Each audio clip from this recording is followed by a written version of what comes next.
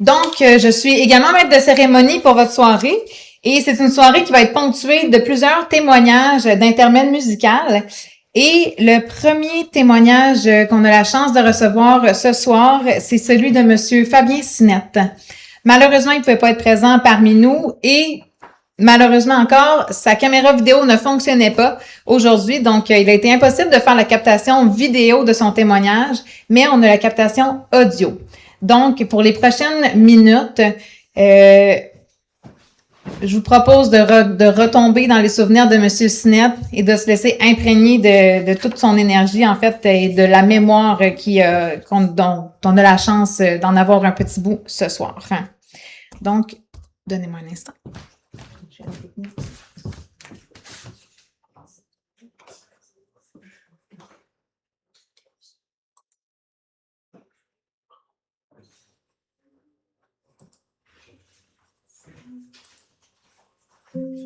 Bonjour, mon nom est Fabien Sinette. Je vais parler un peu de l'affaire Carlson. C'est sûr que j'ai travaillé sur ce dossier-là un peu les années passées. Alors, je vais essayer de vous raconter certaines choses concernant cette cause-là. D'abord, je voudrais vous parler d'une chose qui a été mentionnée souvent, mais qui n'a jamais été acceptée dans les discussions judiciaires. C'est la fameuse Jeep. C'est Carlson avait dit qu'il y avait, quand il était avec les Américains en forêt, qu'il y a deux personnes dans une Jeep qui avaient contacté. Ça semblerait qu'ils connaissaient les Américains qui ont été assassinés. Alors, la Jeep en question, moi je l'ai vue en juin 1953. C'était un dimanche matin. Et puis, j'étais sur la galerie de la salle de billard à Gaspé. Et puis, cette Jeep-là, il est arrivé, et ça a stationné de l'autre bord de la rue où il y avait un casse-croûte. Un casse-croûte Carlson Hanel, qu'on appelait à l'époque. Et finalement, il y avait deux personnes d'abord. Il y en a un qui a débarqué pour aller chercher un lunch. Et puis, après ça, il a retourné dans la Jeep. Ils ont mangé leur lunch. La Jeep en question, elle avait été transformée avec un revêtement en veneer. Elle était jaune. C'est une licence américaine. Mais ça, je ne m'en rappelle pas dans quel état américain, mais je sais que c'est une licence américaine. Alors, le veneer en question était appliqué avec une peinture jaune, comme je disais tout à l'heure, mais frotté. Puis on va voir le grain. Alors ça, je me rappelle très bien de ça. Ça, c'était en juin. C'était un dimanche matin. Parce que je suis à l'ouverture de la salle de billard où j'étais situé. Puis c'était un dimanche matin. Alors, cette fameuse Jeep-là, quand il y a eu de l'agitation autour de l'enquête, j'en avais parlé à l'officier Jean-Charles Benoît, qui avait pris la relève du sergent Doyon à l'époque à Gaspé. Et puis, j'en ai jamais entendu parler par après. Mais il faut dire que le capitaine Matt contrôlait tout ce qui concernait l'affaire de Carlson à l'époque. Alors ça, je me rappelle de ça très bien. Alors, je crois que, puis, il y a quelques années passées, il y avait Gordon Pym et son épouse qui sont venus me voir pour certaines informations concernant Gordon Pym, qui est en train d'écrire un livre sur Léo le Boutillier, qui s'appelle Léo's War. Et puis, pendant l'entrevue avec la dame, elle m'a demandé si je me rappelais des affaires Kaufman. J'ai dit oui, je me rappelle très bien. Alors, c'est là qu'elle m'a dit, quand la fameuse Jeep en question, qu'elle avait vu cette Jeep-là, avec deux personnes, puis qui était avec une licence américaine, elle les a vus sur un traversier. Et puis, c'est exactement la même chose que j'avais expliqué. Elle m'a posé des questions, puis je lui ai dit c'est exactement ça. Alors, je n'étais pas le seul à avoir vu la Jeep. C'était pas une imagination. Mais par contre, ça n'a jamais été mentionné. Et puis, j'avais été invité à l'enregistrement de l'émission Enjeu à Radio-Canada. Et il y avait un type là qui avait été juré, oui, dans l'enquête préliminaire de Caron. Et puis, il dit c'était pas normal de façon que ça s'avait passé. Parce qu'il y avait deux membres du jury à l'enquête qui battaient pas Kaufman coupable. Puis quand que Matt est venu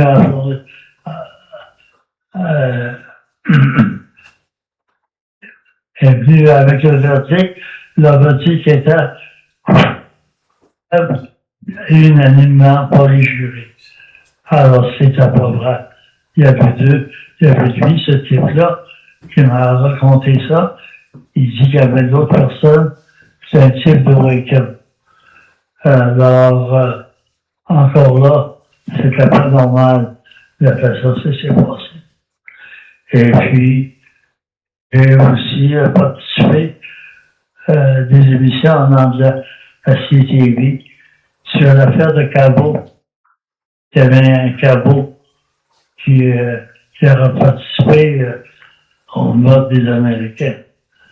Alors, je me rappelle, il m'avait fait écouter l'enregistrement que la madame avait donné, disant que Cabot était probablement le tueur.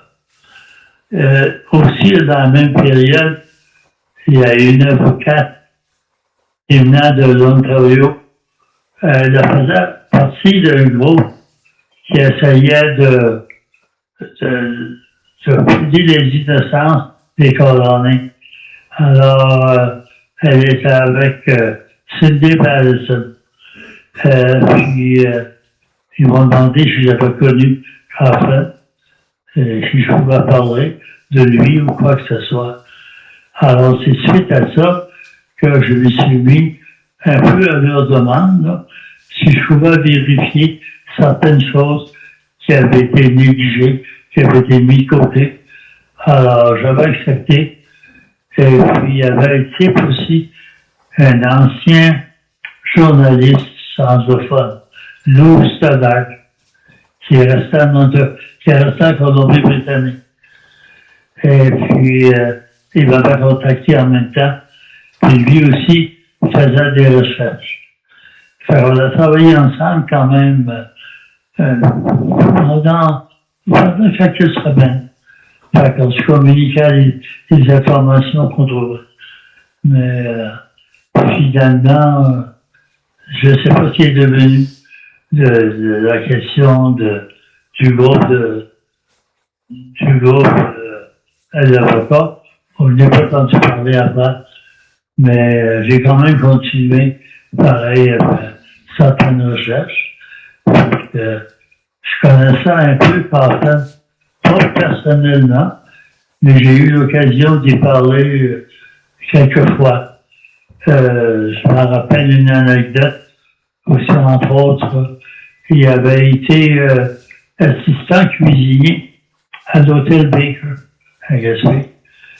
Et puis, et à l'autre bord de la rue, il y avait un barbier, et j'étais là pour une coupe de cheveux.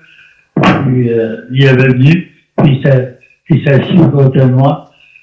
Et puis, finalement, il y a un type qui est entré, qui avait été, que sa femme l'avait mis sur une liste noire interdite de vendre la boisson parce qu'il était un peu agité.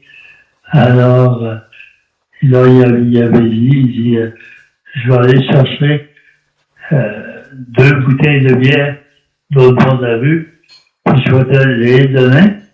Et puis, il dit, tu vas prendre la route vers chez vous, puis je ne vais plus te voir aujourd'hui.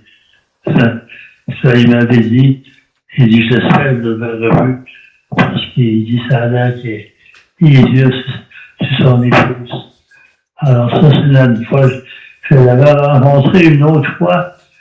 À un moment donné, j'étais dans l'armée de réserve à l'époque, et le capitaine du régiment avait l'idée d'aller avec Mary Baker faire de la prospection.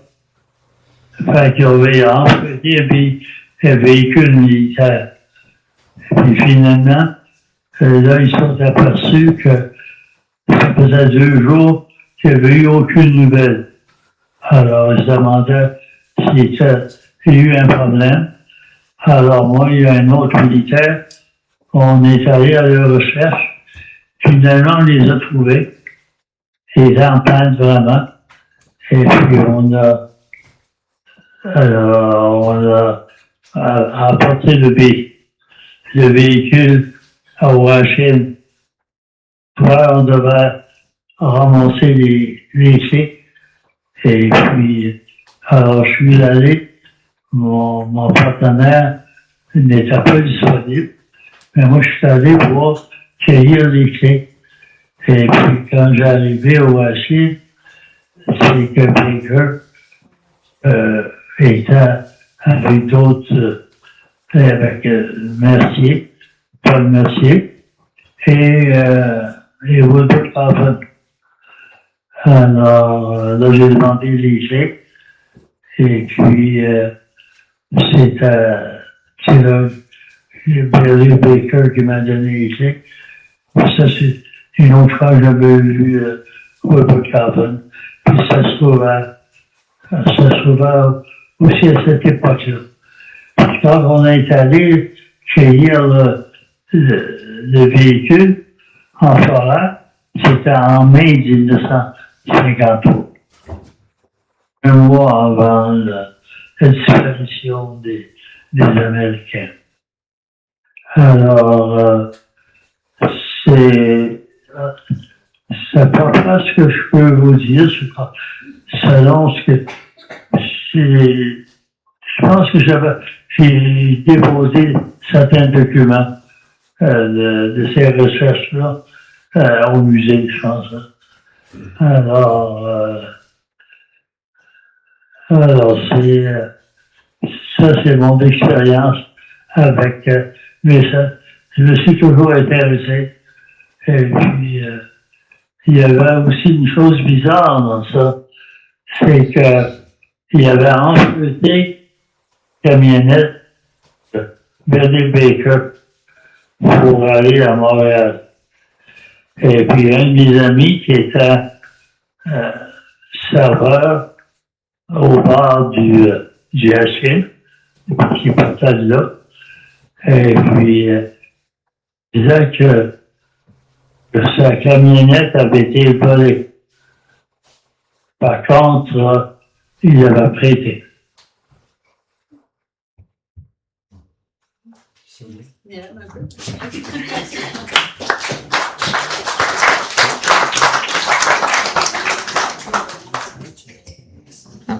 Je me trouve vraiment chanceux en 2026 d'avoir encore accès à un témoignage comme ça. Puis la captation audio, en fait, va nous permettre de le conserver dans nos archives. Donc, merci beaucoup à M. Sinette avec qui j'ai communiqué ce matin. Pour la suite de la soirée, donc, j'invite maintenant Pierre Michaud et Marc Brousseau. Oui, finalement. À nous réciter la complainte de Wilbert. Tu as joué avec ton frère. C'est-tu correct? Oui, oui. Oui. Je pensais que j'avais le témoignage de madame. OK.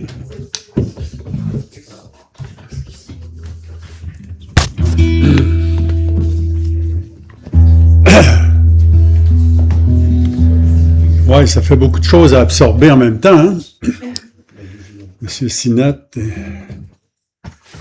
La chanson, c'est la complainte de Wilbert Coffin, un texte qui a été écrit par Sylvain. C'est pas assez fort, Sylvain, c'est ça? On va essayer d'arranger ça. On va se rapprocher. Bon.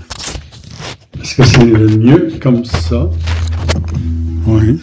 Bon. Voilà. On va l'avoir. C'est un texte écrit par Sylvain Rivière en 1980, ou à peu près, Sylvain. Et Jean-Pierre Bérubé de Matane, qui est décédé il y a quelques années, un chansonnier qui était assez bien connu au Québec, a fait la musique de cette chanson. Cette chanson, vous pouvez la retrouver interprétée par Jean-Pierre. Vous pouvez la trouver sur YouTube. Ça s'appelait Les Mangeux de Morue, ça se peut-tu, Sylvain? Le spectacle s'appelait Les Mangeux de Morue, c'était l'histoire de la Gaspésie, puis ça, c'était une des chansons. Une des chansons du programme, dans le fond. Donc voilà, à la demande de M. Rivière, on a essayé de s'approprier le texte et la musique depuis quelques jours. Et on va tenter de vous rendre la chanson telle qu'elle a été écrite à l'époque. Et je vous présente tout de suite, c'est Marc Brousseau qui m'accompagne à la guitare, un gars de Grande-Vallée, de Petite-Vallée, de Petite-Vallée. Il ne faut pas se tromper, hein, parce que quand on parle de Petite-Vallée, on ne parle pas de Grande-Vallée.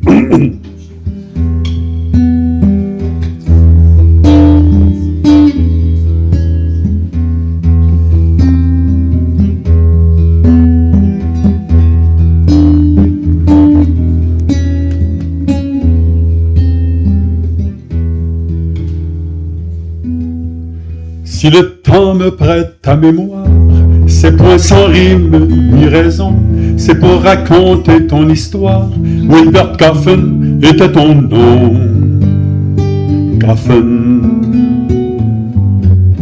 C'est pour que meure l'injustice qui fait pendre les innocents au nom d'une certaine justice qui couche avec les gouvernants. Coffin. Wilbert Coffin, tu vis toujours ailleurs que dans l'éternité. Toi qu'on a pendu haut et court au nom d'une certaine liberté. Wilbert Coffin, tu n'es pas mort, puisque le temps parle pour toi. Ici le vent te chante encore, et l'innocence est dans sa voix, et l'innocence est dans sa voix. Coffin, Coffin, Coffin.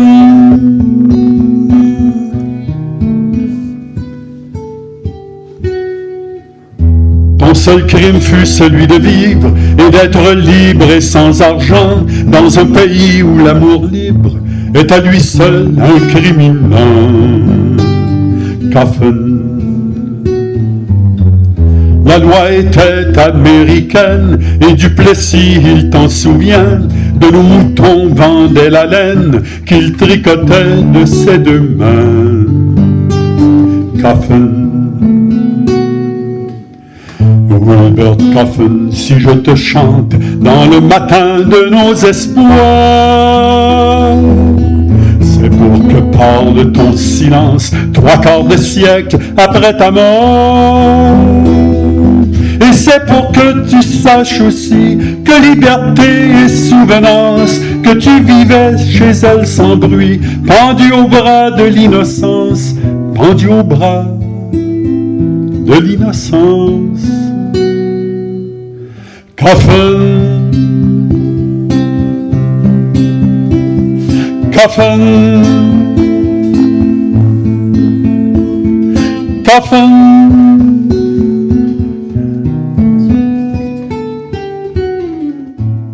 Et c'est pour que tu saches aussi que liberté a souvenance, que tu dormais chez elle la nuit jusqu'au jour de ta partance. C'est pour que meure l'injustice qui fait pendre les innocents au nom d'une certaine justice qui couche avec les gouvernants, qui couche avec les gouvernants. Coffin, Coffin, Coffin.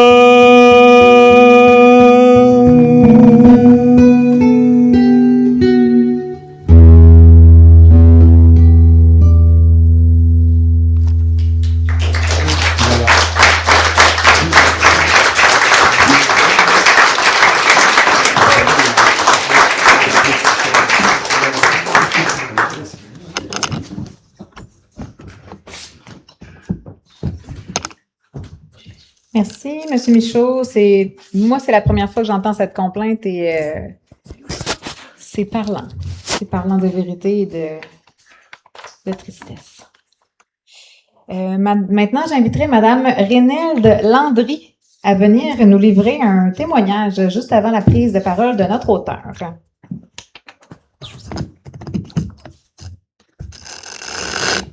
Je n'ai pas le sens poétique de Vérité et Rivière, mais je veux quand même vous souligner que Wilbert Coffin, une histoire qui ne veut pas mourir, c'est une loupe avec une loupe très propre de l'exercice de la justice en Gaspésie, particulièrement dans le secteur de Gaspé, au Québec et au Canada. C'est à souhaiter que ce document n'intéresse pas que les romanciers, mais bien les juristes, et que l'histoire se clarifie. Des éléments sont présents dans le document qui parlent bien au-delà de tout ce qu'on a pu apprendre ou lire ou entendre par les journaux de l'époque et les médias. Alors, je vous invite fortement à lire et à inciter les juristes à se servir de ce document précieux, que ce soit des romanciers, des historiens, des gens tout simplement intéressés à c'est plus qu'un chapitre, c'est une histoire qui a marqué le Québec et le Canada. Alors, merci beaucoup au nom de la vie et de la justice puis de la vérité.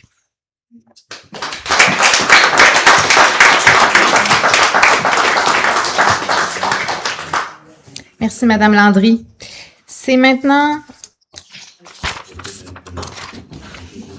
au tour de Monsieur Rivière de venir nous livrer son témoignage. Donc, mesdames et messieurs, veuillez applaudir l'auteur, notre hôte ce soir, donc Monsieur Sylvain Rivière.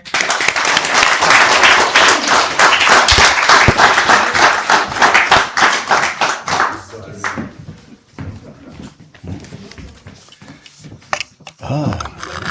Oups. Je suis plus courte. Ouais, faut s'enligner, hein. C'est bon. Non, ça devrait être bon, peut-être. Oui. On est gâtés, hein. Ben, moi, je voudrais remercier parce que Gabriel a fait vraiment un beau travail pour organiser le lancement. Et je voudrais remercier aussi, tu sais, ces choses-là, ça se fait pas tout seul, autant le livre que le lancement et tout ça. Et puis, j'ai beaucoup de monde à remercier, je voudrais pas oublier personne, mais je voudrais commencer par le commencement, parce que quand j'ai commencé à me remettre à l'histoire, parce que ça m'a toujours intéressé, je me rappelle, moi, j'ai commencé à m'intéresser à cette histoire-là. Ça fait partie de mes premières mémoires. J'avais peut-être 5 ou 6 ans, alors quand il y avait des veillées chez nous, souvent, le discours tournait à un moment donné. C'est sûr que à travers tout ce qu'on racontait, à un moment donné, on racontait aussi l'histoire de Woolboot Coffin. Et ça, avant même que je sache ce que ça voulait dire, c'était comme déjà imprégné dans ma mémoire, avec un devoir de mémoire qu'il fallait que je vive avec pour le reste de ma vie, dans le fond. Et c'est pour ça, peut-être, c'est pas un hasard. Si Pierre, merci beaucoup pour la belle chanson que j'ai écrit dans mon premier livre en 81. Imaginez-vous, ça fait 45 ans cette année. Alors, je pense que je me suis pas trop trahi en cours de route. Et c'est peut-être ça le plus beau salaire de l'écriture, le plus beau salaire de la création, d'essayer de prendre sa route et de s'y maintenir. Même à travers les cailloux, les roches, les côtes et les bosses, c'est pas grave. Quand on monte une côte, on sait que ça va redescendre de l'autre bord. Alors, c'est un peu ça aussi qui est arrivé à travers tout ça. Alors, je me suis toujours intéressé, et quand j'ai fait mon premier livre, j'ai écrit La Complainte de Woolboot Coffin, qui a été enregistré peut-être 10 ans plus tard. Ça a toujours été comme des cycles qui revenaient dans ma vie, comme ça. On dirait que j'ai pas cherché l'histoire, c'est l'histoire qui m'a cherché. Jusqu'au jour où, finalement, j'arrive au Salon des livres de Montréal pour une signature sur un livre, et puis qui était assis à côté de moi à table des signatures? Jacques Hébert. Mais moi, comme à partir du moment où je m'étais intéressé à l'histoire de Coffin, j'avais à peu près tout lu ce qui s'était fait là-dessus. Et quand j'ai arrivé au cégep, ben là, je courais les livres et j'ai trouvé tout ça. J'ai tout fouillé les livres, et puis bon, 30 ans plus tard, j'arrive au Salon des livres de Montréal avec une signature de livre. Qui s'est cassé à côté de moi, Jacques Hébert, pour une raison bien simple. Puis c'est drôle, la vie nous rejoint tout le temps. C'est pour ça que, tu sais, la loi du retour, j'y crois beaucoup. Puis, tu sais, ce qu'on donne d'une on le reçoit de l'autre. Alors, faut pas avoir peur d'être généreux puis d'ouvrir la main, tu sais. Parce que, puisqu'on reçoit, on ne sait jamais ce qui est écrit dans ces lignes-là. Et puis, alors, j'ai compris un peu parce que Jacques Hébert, tout comme moi, avait publié à l'époque chez Victor Lévy-Beaulieu, qui était éditeur. Et puis, c'était un drôle de concours de circonstances parce que Jacques Hébert était devenu, entre-temps, était devenu quelqu'un. Il était devenu sénateur, et puis il était à Ottawa et tout ça. Et puis, il avait fondé aussi le mouvement Katimavik, qui était pour les jeunes à Cuba. Alors, il passait une bonne partie de ses hivers à Cuba, et puis à un moment donné, il avait décidé de faire un livre là-dessus, sur Cuba et tout ça. Et puis, c'était ce livre-là qu'il défendait au Salon du Livre, alors que moi, je pense que c'était Gaspésie, rebelle et insoumise, ou un autre titre comme ça. Alors, j'arrive au Salon de Montréal, il était assis à côté de moi, et j'étais impressionné parce que moi, écoute, là, tu sais, avec j'accuse des assassins de Coffin était innocent, tout ça. Pour moi, c'était quelqu'un d'important, tu sais, écoute, pour une fois que, tu sais, j'avais accès à ce personnage-là, dans le fond, qui était pas à côté, là. Alors, moi, la première chose que je lui dis, tu sais, j'ai dit, écoutez, monsieur Hébert, je suis fier de vous rencontrer, parce que moi, l'histoire de Woolboot Coffin, ça m'a toujours intéressé. Mais là, tu sais, j'ai vu que lui, ça l'intéressait un peu moins, là, parce que faut dire qu'il avait payé le prix, parce que quand il a écrit ses livres, j'accuse les assassins de Coffin, et Coffin était innocent. Écoute, il a même fait de la prison, et tout ça, et puis c'était à l'époque, c'était Trudeau qui était son ami, qui était son avocat aussi, c'est pas pour rien qu'ils sont devenus sénateurs plus tard, en tout cas, tu sais, comme on dit, la famille est jamais loin, les doigts sont jamais loin de la main.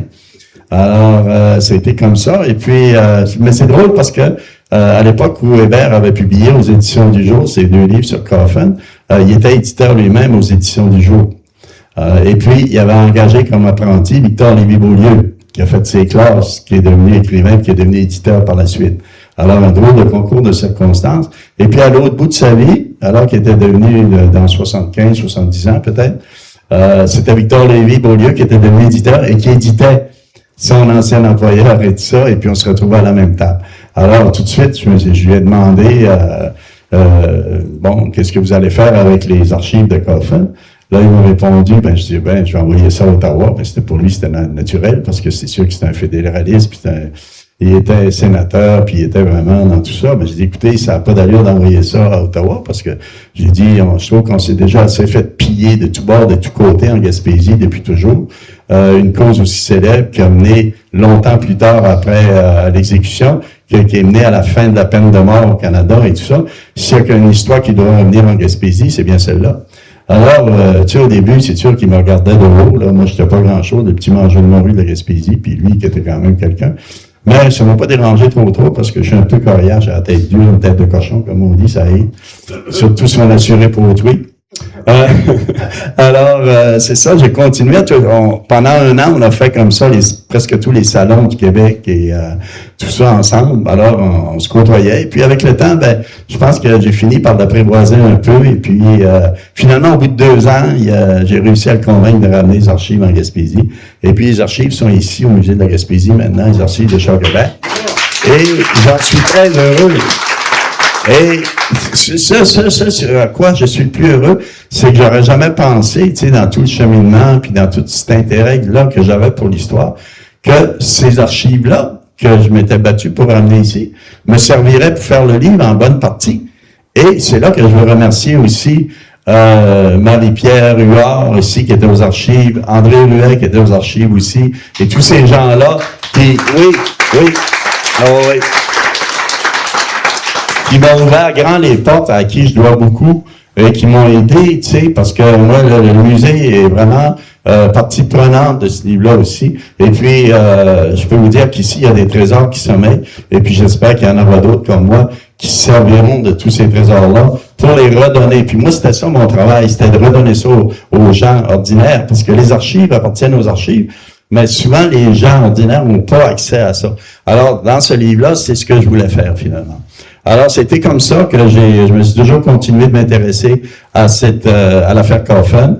Et puis, même à chaque fois que je venais à Gaspé, pratiquement, encore aujourd'hui, je suis allé, puis j'ai demandé de m'aider à trouver les mots, tout ça, parce que les mots ne tombent pas du ciel, ils viennent de ceux qui nous ont construits, de ceux à qui on doit le chemin, qui ont fait le chemin avant nous. Et puis, je vois toujours à York que je vous conseille d'y aller. Vous pouvez aller vous saluer Robert Coffin sur sa pierre tombale.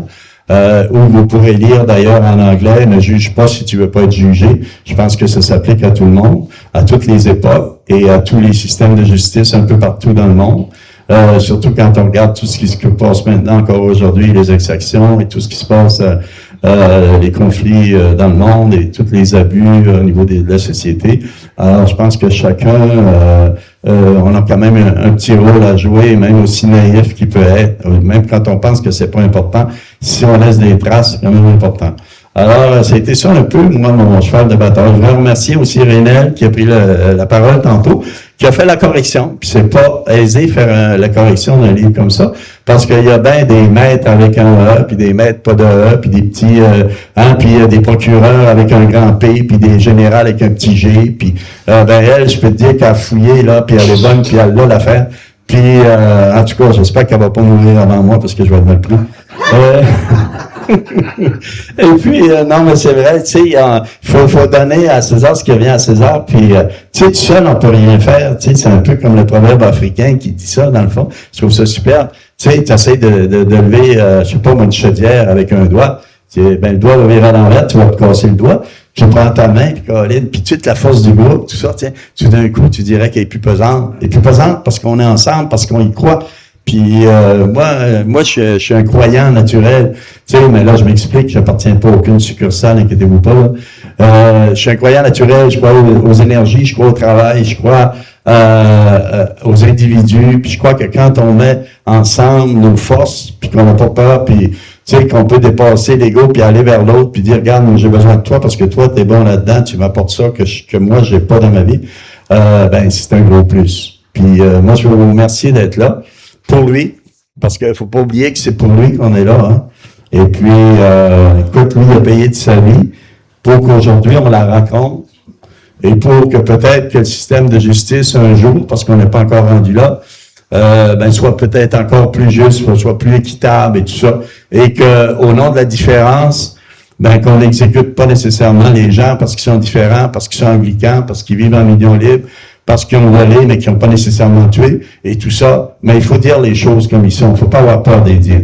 Et puis, s'il y a un prêt à payer, ben, on le payera, mais, tu sais, je veux dire, si on va être conséquent, puis marcher dans les pas de ceux qui ont fait le chemin, ben, il faut se tenir debout. Merci.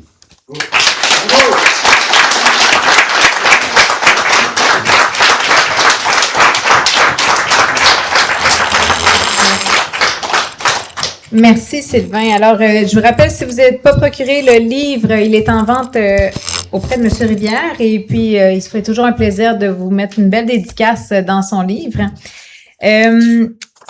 On arrive à la fin de la soirée tranquillement, mais avant, on trouvait important en fait de célébrer les origines anglophones Wilbert Coffin. Donc maintenant, j'invite Madame Hélène Réel à nous lire le témoignage de Madame Odette Mainville.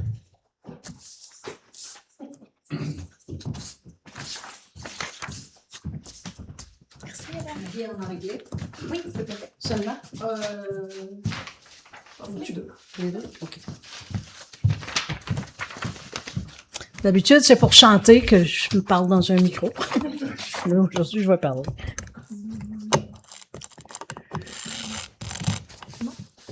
Je vais le faire en anglais en premier parce que ça a été promis et je vais le faire en français après.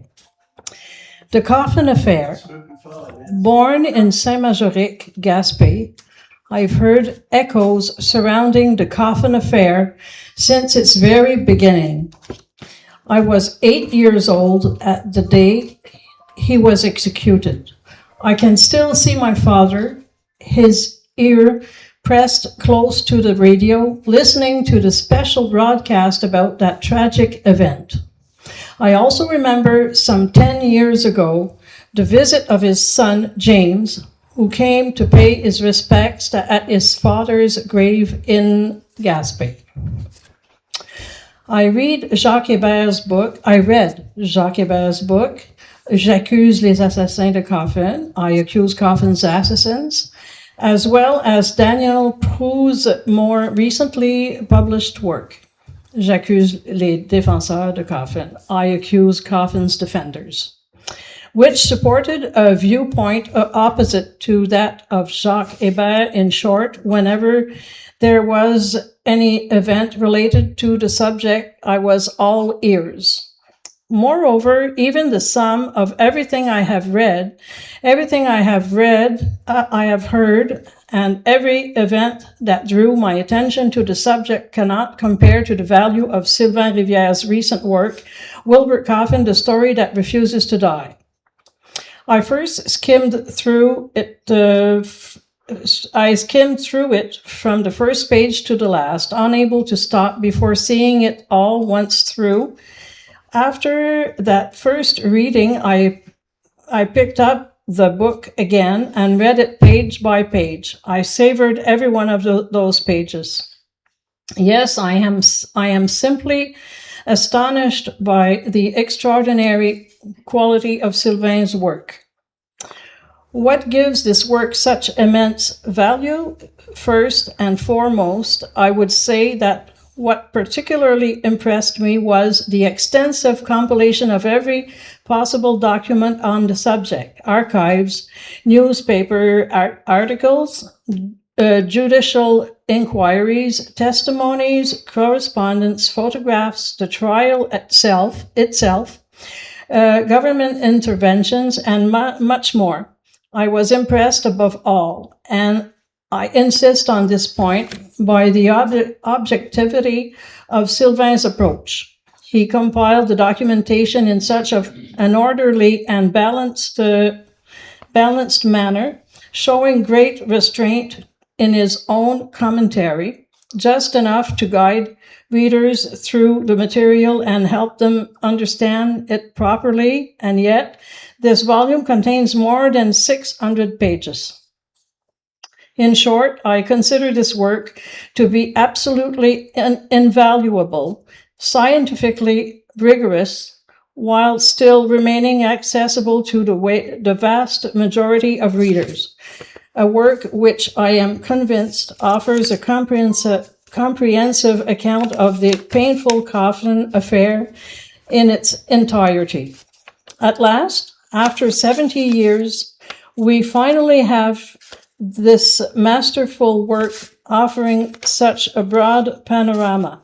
At last, Sylvain Rivière has produced the work that does justice to Wilbert Coffin, Odette Mainville.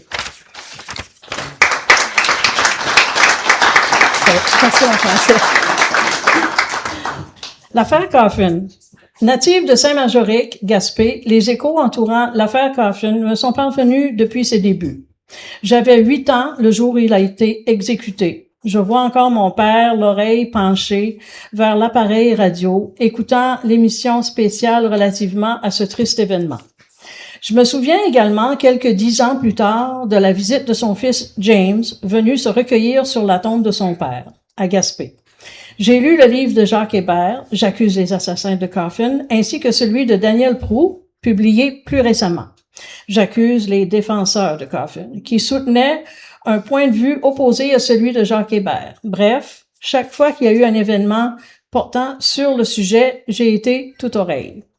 Par ailleurs, même la somme de tout ce que j'ai lu, de tout ce que j'ai entendu, de tout événement ayant attiré mon attention sur le sujet, rien ne saurait égaler la valeur de l'ouvrage récent de Sylvain Rivière, Wilbert Coffin, l'histoire qui ne veut pas mourir. Je l'ai d'abord parcouru de la première à la dernière page, incapable de m'arrêter avant d'avoir tout vu une première fois. Après cette première approche, j'ai repris le bouquin et je l'ai lu page par page. J'ai fait la même chose. J'ai savouré chacune de ces pages. Oui, je suis tout simplement estomaqué par la qualité hors du commun de l'ouvrage de Sylvain. Qu'est-ce qui confère une si grande valeur à cette œuvre? Je dirais d'emblée que ce qui m'a particulièrement impressionné a été l'imposante compilation de tous les documents possibles sur le sujet. Archives, articles de journaux, enquêtes judiciaires, témoignages, correspondances, photos, le procès évidemment, les interventions gouvernementales et j'en passe. Impressionné encore et surtout, j'insiste sur ce point, oui, très impressionné par l'objectivité de l'approche de Sylvain. Il a compilé la documentation de manière tellement ordonnée, pondérée et allant effectivement de modération grâce à ses propres commentaires. Tout juste ce qu'il faut pour amener les lecteurs et les lectrices à bien suivre le contenu et à le comprendre adéquatement, et pourtant, ce volume compte plus de 600 pages. Bref, je perçois cet ouvrage comme étant d'une valeur tout à fait inestimable, d'une judicieuse teneur scientifique, tout en étant accessible à la vaste majorité.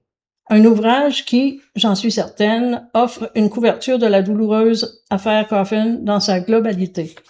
Enfin, après 70 ans, nous avons cette œuvre magistrale qui offre un tel panorama. Enfin, Sylvain Rivière a produit l'œuvre qui rend justice à Wilbert Coffin. Odette Mainville.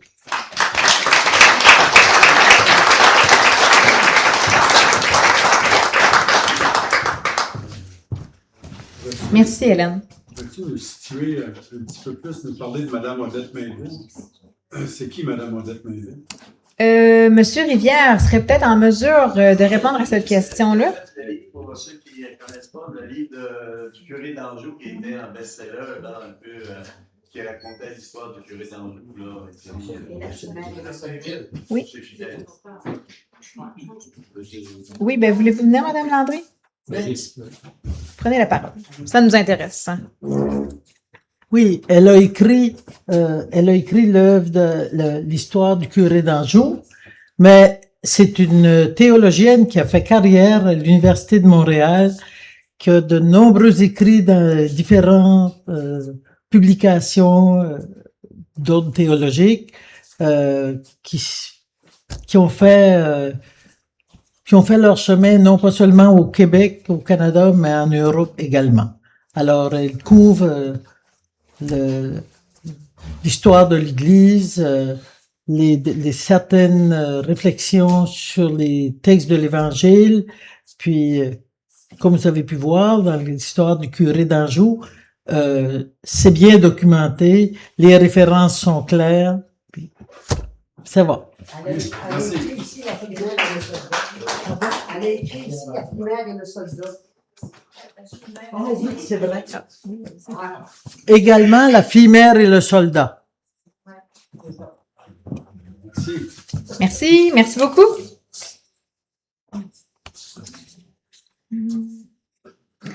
Ben maintenant, effectivement, là, on est à la clôture de la soirée et dans le fond, tout à l'heure, Monsieur Michaud et Monsieur pardon, j'ai un petit blanc. Brousseau, j'allais dire Perrault, je m'excuse. Monsieur Brousseau nous ont interprété la complainte de Wilbur Coffin. Maintenant, on va entendre la version anglophone de cette complainte-là. Alors, j'invite maintenant les Moules Marinières à venir nous interpréter Lament of Wilbur.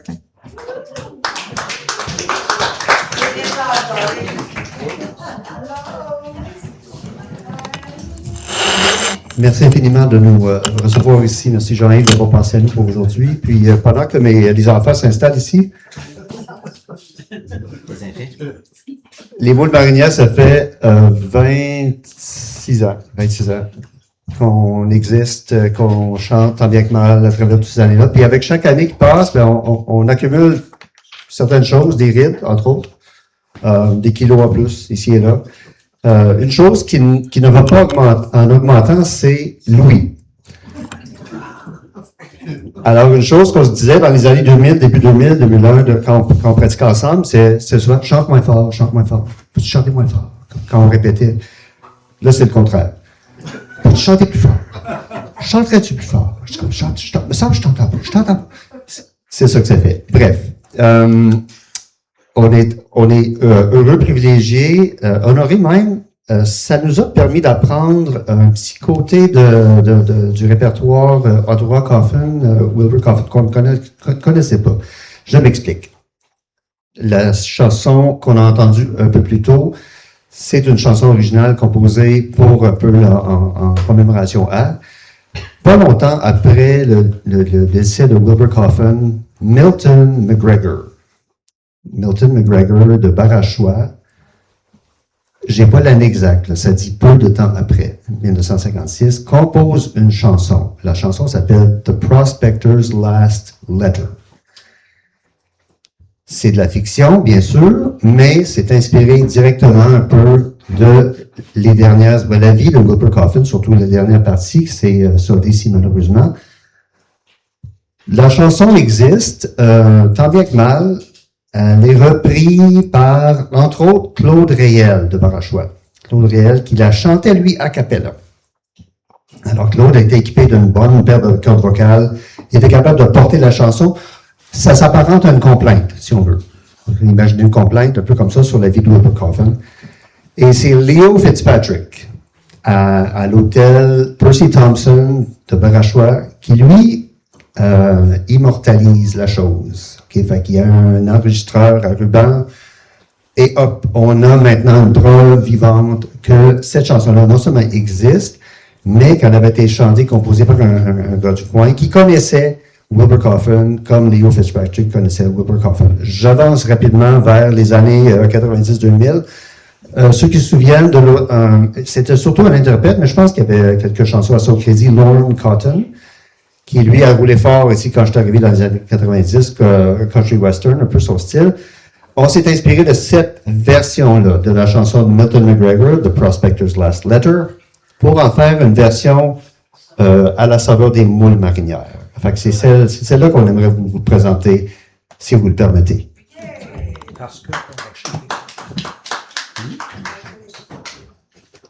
Oui. Vous voyez comment je me suis approché de lui parce que j'ai plus d'ouïe, là. J'entends plus rien. Je vais vous les présenter parce qu'après ça, personne va écouter nos affaires. Fait que Don Barclay ici, Don Barclay qui est membre des Moules Marinières, né en 1955. Fait qu'il a lui à 1 an en 1956, quand même. Marie-Jo Leblanc. Paulin Laplante. On commet des crimes musicaux depuis maintenant 25 ans, 26 ans ensemble. Fait que c'est tout. Et Bruce O'Connor, appelez-moi Bruce. Bien heureux d'être avec vous. The Prospector's Last Letter.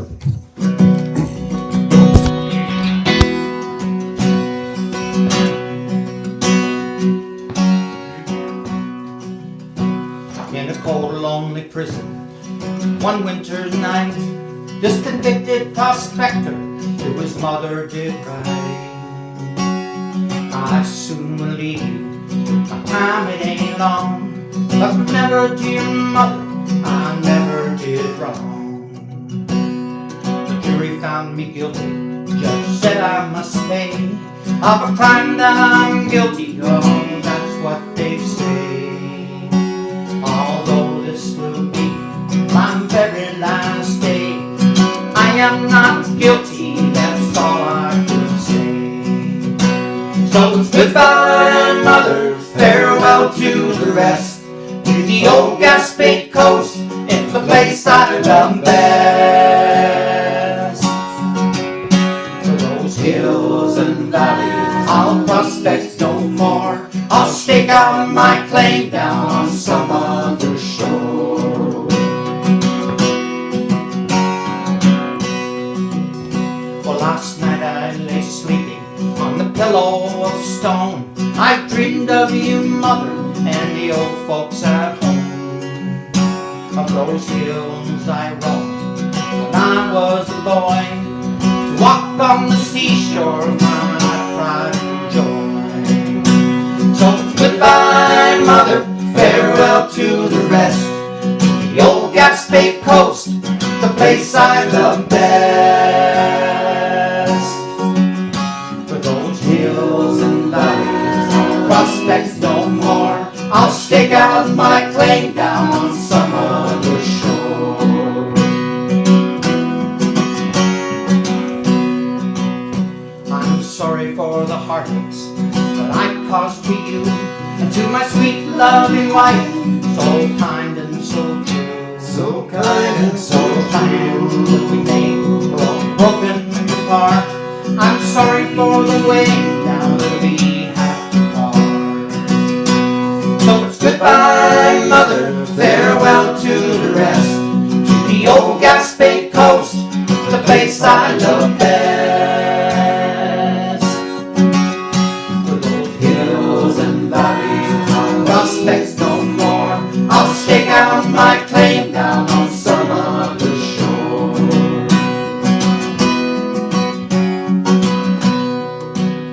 Well, it's to my son Jimmy I leave all I own, and the little log hut he used to call home. He used to go and never again, with him will I play, and we used to do these on those sweet yesterdays.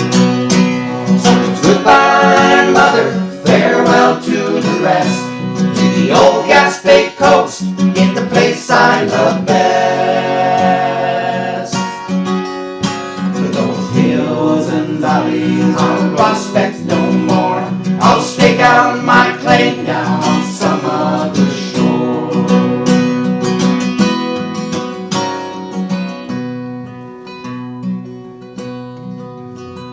While the parson is with me, I'll kneel and I'll pray, for I know that we'll all be together someday, where God will be the judge over all he does see, and I know he'll set your convicted son free.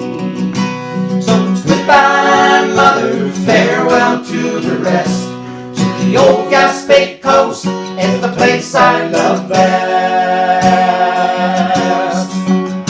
For those hills and valleys, I'll prospect no more, I'll stake out my claim down on some other shore.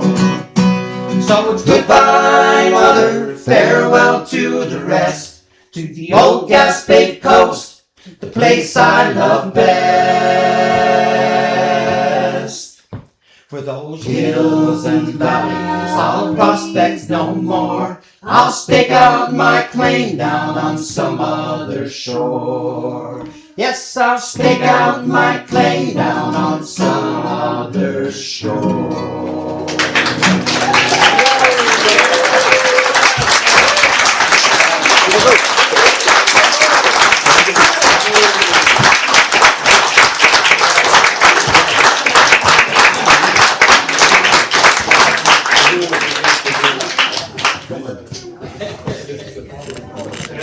Magnifique. magnifique. Merci beaucoup.